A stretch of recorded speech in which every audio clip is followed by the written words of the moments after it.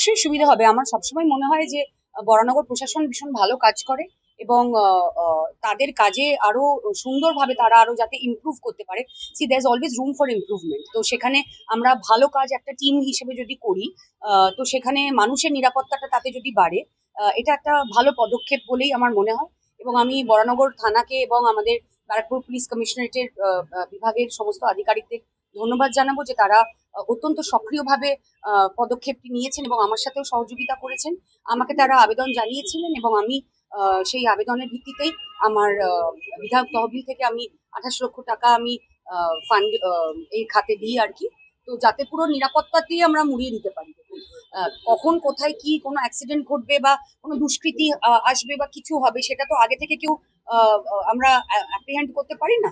তো সেটা আগামীতেও যাতে কোনো সময় এরকম সিচুয়েশন না ঘটে বরানগরে, সেই জন্যই এই নিরাপত্তা আরো ব্যবস্থা ভালো করার একটা প্রচেষ্টা বরানগর প্রশাসন এবং আমাদের তরফ থেকে।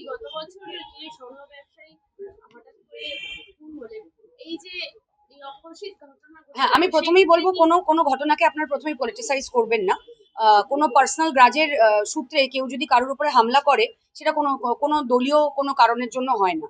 তো এটাও যাতে না ঘটে, মানে যাতে সাহস না পায় বরানগরের মধ্যে এসে কেউ এইভাবে পার্সোনাল গ্রাজ মানুষের উপরে ওঠানো, যেখানে তাকে মানুষটাকে প্রাণে মেরে দিতে হয়, সেটা যাতে না ঘটে, সেটার জন্যই আজকের এই সিসিটিভি প্রজেক্টের উদ্বোধনের মানে শিলান্যাস হলো, কাজ চলছে।